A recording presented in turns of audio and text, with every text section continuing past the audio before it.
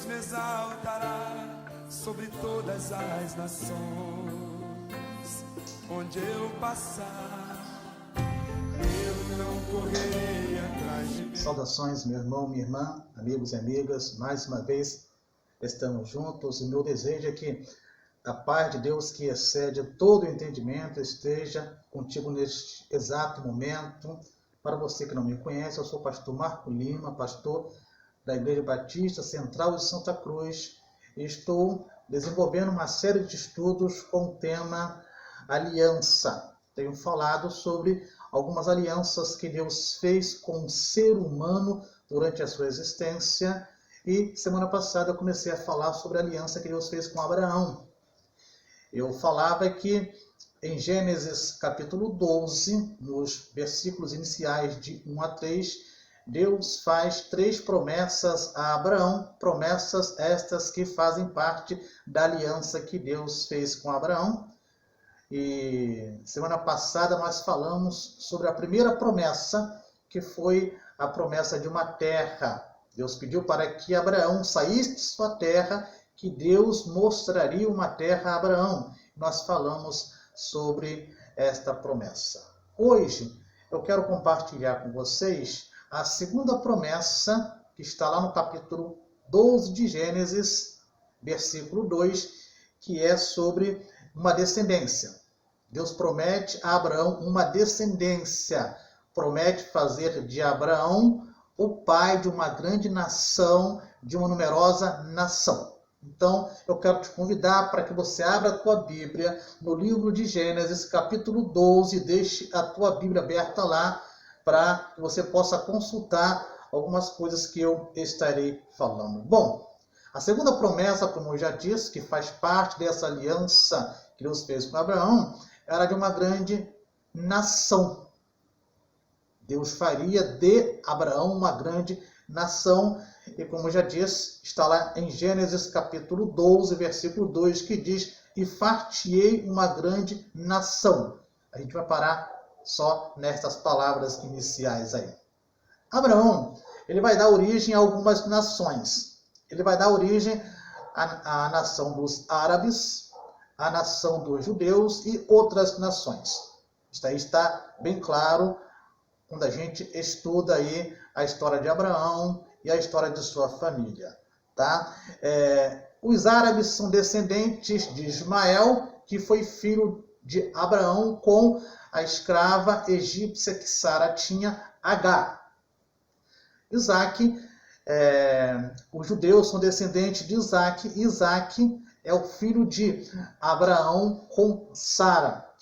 E logo após a morte de Sara, Abraão se casa com uma mulher chamada Quetura e tem mais 6 filhos com esta mulher. Então, nós vamos ver que muitas nações surgiram a partir aí de Abraão e da promessa que Deus tinha feito a Abraão. Bom, a gente vai ver também que, embora estes filhos tenham nascido, Ismael e os filhos que Abraão teve com Quetura, mas a aliança que Deus fez com Abraão, ele iria firmar esta aliança com o filho da promessa, que foi Isaac. O filho da promessa, Isaac, que foi o filho de Abraão com Sara. Só que tinha uma situação. Alguns autores, quando estão escrevendo, eles falam que existiam 2 problemas para que Deus fizesse de Abraão uma grande nação. A primeira é que Abraão e Sara já eram avançados de idade. Você que me acompanha, você me ouviu falar semana passada, e você que não pôde acompanhar, está aqui em Gênesis capítulo 12. Quando Deus chama a Abraão, Abraão tem 75 anos de idade e não tinha filhos ainda. Abraão, ele vai ser pai com 86 anos de idade. Só que nós vamos observar que a questão da idade no mundo antigo não era um problema para gerar filhos. O problema aqui é o seguinte, dá uma olhadinha aí, em Gênesis capítulo 11, versículo 30, que você vai entender. Olha aí na tua Bíblia, Gênesis capítulo 11, versículo 30, diz assim: ora, Sarai era estéril, não tinha filhos. O problema aqui é que Sarai, ou Sara, que mais tarde o nome dela vai ser mudado para Sara, ela era estéril. E por isso há esse obstáculo aí de Deus fazer de Abraão uma grande nação. Bom, ainda se passariam muitos anos até Abraão entender totalmente que o herdeiro prometido por Deus viria de sua união com Sarai, ou com Sara, foi o que eu falei, com Isaac. Deus firmaria esta aliança a partir de Isaac. A chamada de Abraão se deu quando ele tinha 75 anos de idade, como eu já compartilhei com vocês. Abraão é pai de Ismael com 86 anos de idade, ou seja, 11 anos depois do seu chamado, 11 anos como peregrino na Palestina, ele se torna pai de Ismael.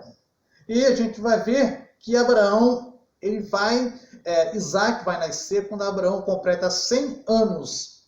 Ou seja, fazendo um cálculo aí, Abraão é chamado por Deus para sair de sua terra, para ir para uma terra que Deus não tinha mostrado ainda. Aos 75 anos, com 100 anos, ele é pai de Isaac, o filho da promessa, ou seja, 25 anos depois da promessa feita, é que Isaac nasce. Tá? Sara, a esposa de Abraão, morre com 127 anos de idade. Você vai ver isto lá em Gênesis capítulo 23, no versículo 1. Sara morreu com 127 anos de idade. Abraão se casa com Quetura e tem 6 filhos com ela. Este casamento de Abraão com Quetura e o nascimento destes 6 filhos está registrado em Gênesis, capítulo 25, versículos 1 e 2. Você pode confirmar isto lá. Abraão morreu com 175 anos de idade. A promessa que Deus tinha feito a Abraão, no começo da sua trajetória, de que Abraão teria muitos anos de vida em uma boa velhice, Deus vai cumprir aqui. Você pode ver isto em Gênesis capítulo 25, versículo 8, que diz que Abraão morreu em boa velhice e com dias fartos, ou seja, com 175 anos. A gente vai observar uma coisa interessante. Eu vou sempre repetir algumas datas, alguns eventos. Abraão é chamado aos 75 anos de idade e ele vai peregrinar pela terra de Canaã. Ele vai ter várias experiências com Deus no período de um século, num período de 100 anos. 100 anos depois da sua chamada é que Abraão, então, falece, deixando muitos descendentes. Bom, nós vamos ver essas situações aí e nós queremos ver algumas verdades práticas em tudo isto que acabamos de falar. Repito, aqui estamos falando da promessa que Deus faz a Abraão de fazer dele uma grande nação, de dar a ele descendentes. E nós temos algumas verdades práticas aqui. Primeiro, Deus promete a Abraão uma descendência numerosa. Aí Abraão teve Ismael, Isaac e os filhos de Quetura, como já falei. A aliança de Deus se firmaria com o filho da promessa, Isaac. Com Isaac é que esta descendência vai se firmar. E aí nós vamos ver ao longo da história, Isaac, ele vai gerar 2 filhos, Esaú e Jacó. De Jacó, que vai ter o seu nome mudado mais à frente na história para Israel, de Jacó nasce 12 filhos. E estes 12 filhos, eles vão dar origem à nação de Israel, ao povo judeu. O povo judeu que originou o Messias, tão prometido lá em Gênesis capítulo 3, versículo 15. Depois que Deus conversa com o ser humano, depois que o ser humano tinha desobedecido a Deus e tinha tocado no fruto proibido, e que Deus então, ele vai, de uma certa forma, ele vai decretar um juízo sobre os três personagens que nós temos ali, a mulher, o homem e a serpente. Então Deus faz uma promessa à humanidade de que da descendência da mulher nasceria alguém que pisaria a cabeça da serpente. E claro que esta descendência não era uma descendência humana, mas era o Messias que Deus já estava prometendo que viria no tempo propício, ou chamado pelos teólogos de na plenitude do tempo. Este Messias é Jesus Cristo, descendente de Abraão, da raiz de Davi. Ele vem, então, para salvar a humanidade.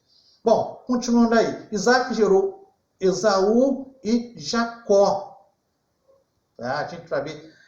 Jacó vai ter o seu nome mudado para Israel em um dado momento da sua trajetória. Ele tem uma luta com o anjo do Senhor, e nesta luta ele acaba tendo a sua coxa tocada por este anjo, e o seu nome é trocado para Israel. O nome Jacó, segundo alguns estudiosos, o significado dele é: ele agarrou no calcanhar, e alguns vão dizer que ele significa também enganador.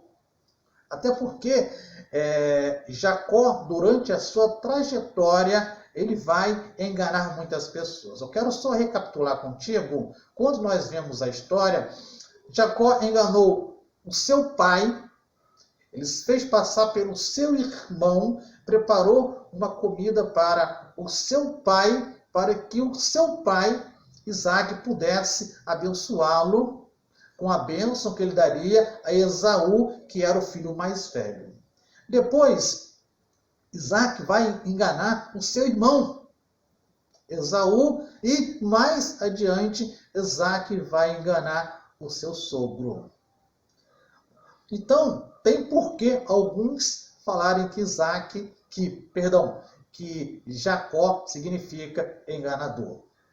Jacó vai gerar os patriarcas que dariam origem às 12 tribos de Israel. Como eu já disse, estou só repetindo, o povo de Israel tinha a sublime missão de revelar a vontade do eterno Deus às outras nações. Olha só, Deus aparece a Abraão. Deus faz uma aliança com Abraão. Deus fala que dele faria uma grande nação e de que em Abraão todas as famílias da terra seriam abençoadas.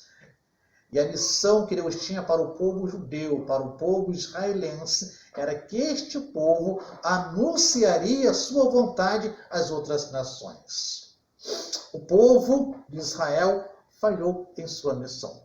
Quando estudamos a história do povo de Israel, nós vamos ver uma série de quedas. Eles caem, eles são erguidos, caem, são reerguidos. A gente vai ver uma sucessão de problemas. Este povo, ele se afasta de Deus. Deus, durante algum tempo, levanta juízes. Os juízes batalham com as nações que estão oprimindo este povo. Este povo se volta para o Senhor, tem um momento de glória e depois cai. Então, este povo que Deus escolheu para anunciar a sua vontade às outras nações, falhou em cumprir a sua missão. Mas Deus levantou um outro povo, e com este povo ele fez uma nova aliança. Abra a tua Bíblia, por favor, no Evangelho de João, capítulo 1. Eu vou dar um tempo para você achar aí.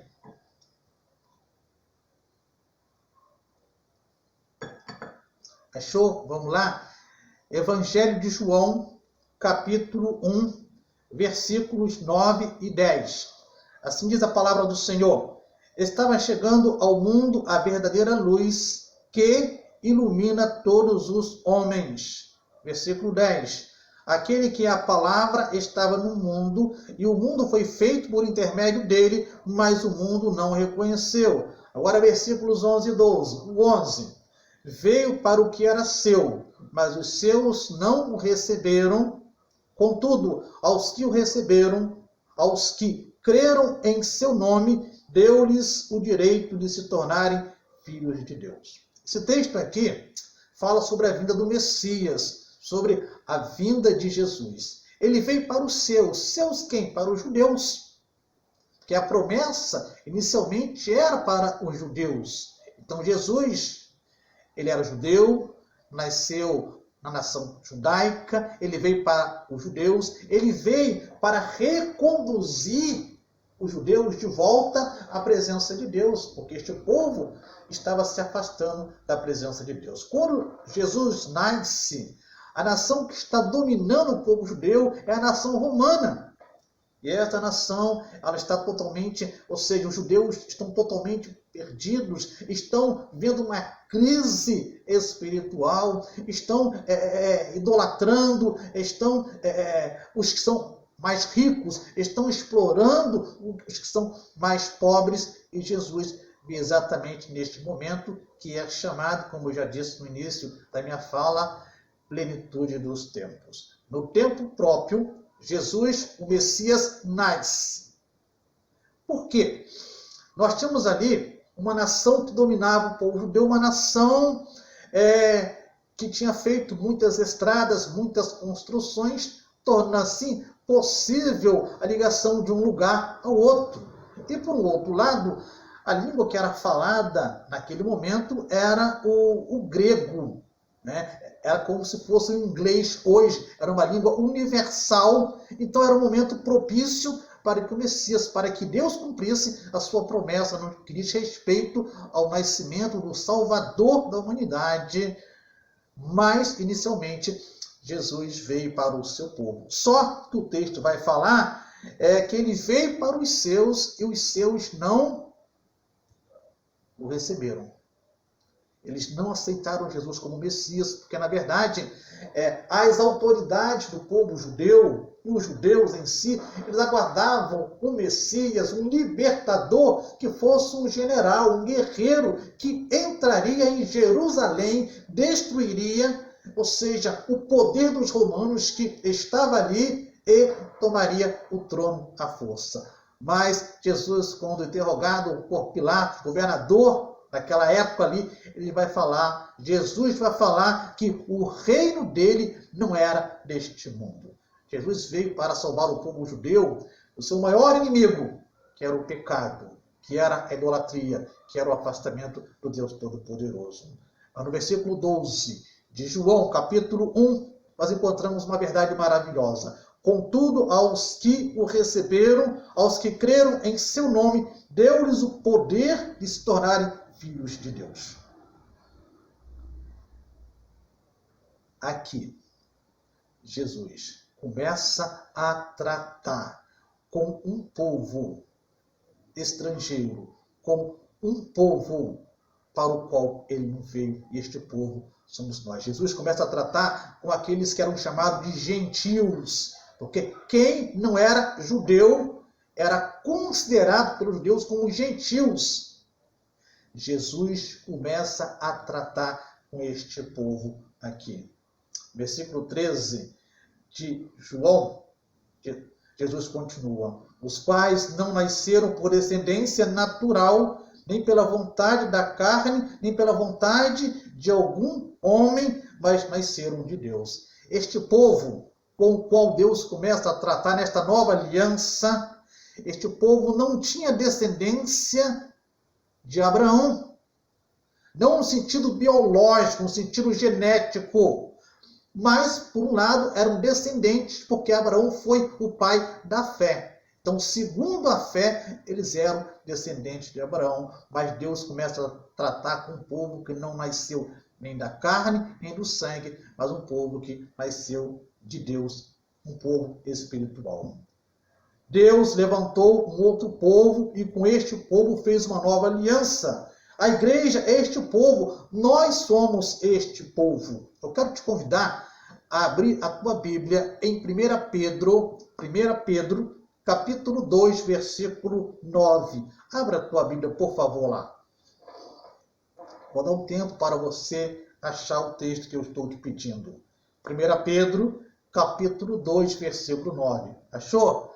Assim diz a palavra do Senhor. Vocês, porém, são geração eleita, sacerdócio real, nação santa, povo exclusivo de Deus, para anunciar as grandezas daquele que os chamou das trevas para a sua maravilhosa luz. Este povo com o qual Deus fez esta nova aliança é você que me vê neste momento, que me ouve neste momento. É você que foi lavado e remido no sangue de Jesus. É você que aceitou o senhorio de Jesus sobre a tua vida. É você que pela fé tem o teu nome escrito no livro da vida. E Pedro vai falar aqui, este povo é uma geração eleita, um sacerdócio real, uma nação santa, um povo exclusivo de Deus. Este povo pertence exclusivamente a Deus. E por que Deus chamou este novo povo? Por que Deus fez uma nova aliança com este povo? Para anunciar as suas grandezas. As grandezas daquele que nos chamou das trevas para a sua maravilhosa luz. A missão que Deus originalmente tinha outorgado, confiado ao povo judeu, Deus nos outorga agora, Deus nos confia agora. Temos uma missão que transcende a nossa compreensão. A missão da igreja, a tua missão que é a igreja, transcende a tua compreensão, transcende a nossa compreensão. Eu quero te convidar a abrir a tua Bíblia em Mateus, capítulo 28, Mateus, capítulo 28, do versículo 18 ao versículo 20. Mateus é o primeiro livro do Novo Testamento. Abra aí e acompanhe a leitura que eu vou fazer.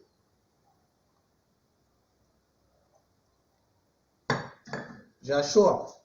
Assim diz a palavra do Senhor. Então Jesus aproximou-se deles e disse: foi-me dada toda a autoridade no céu e na terra. Jesus já tinha ressuscitado, já tinha feito as suas aparições, e aqui Jesus está se despedindo dos apóstolos e dos discípulos. Jesus está voltando para a eternidade. Aqui, ele fala aos seus apóstolos, aos discípulos que ali estão. Então Jesus aproximou-se deles e disse: foi-me dada toda a autoridade no céu e na terra. Jesus continua no versículo 19, portanto, vão. Jesus fala para a igreja: vai. Jesus fala para nós: vão. Façam discípulos de todas as nações. A nossa missão é ir e fazer discípulos de todas as nações, batizando-os, ou seja, vão, façam discípulos, consolide, tragam eles para a comunhão da igreja, batizando-os em nome do Pai, do Filho e do Espírito Santo. No versículo 20, Jesus fala o seguinte: ensinando-os a obedecer a tudo que eu lhes ordenei. Vão, façam discípulos, batizem e ensine estes discípulos a guardar tudo que eu tenho ensinado vocês. Jesus faz uma promessa aqui, neste versículo 28 também. E eu estarei sempre com vocês até o fim dos tempos. A missão é da igreja.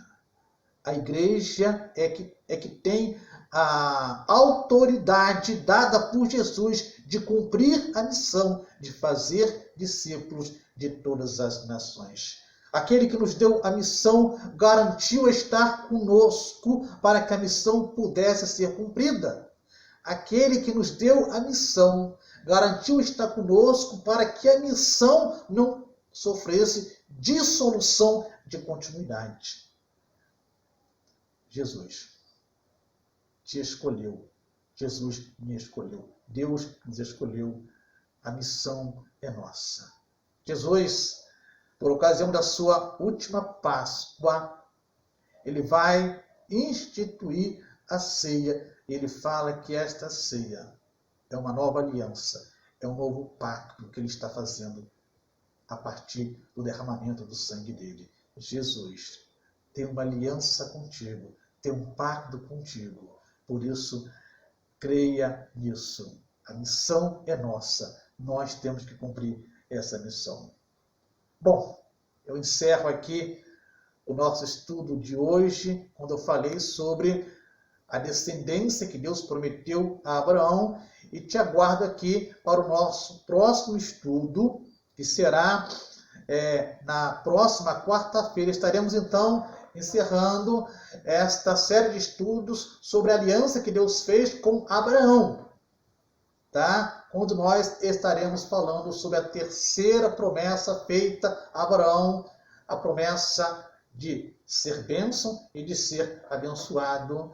E meu desejo é que a paz de Deus, que excede todo entendimento, esteja contigo, mas também que a graça de Jesus, o amor de Deus e a comunhão do Espírito Santo esteja com todo o seu povo espalhado por este mundo afora. Amém? Até a próxima, que Deus te abençoe. Eu não correrei atrás de bênçãos, sei que elas vão me alcançar. Onde eu colocar a planta dos meus pés, sei que a sua bênção chegará.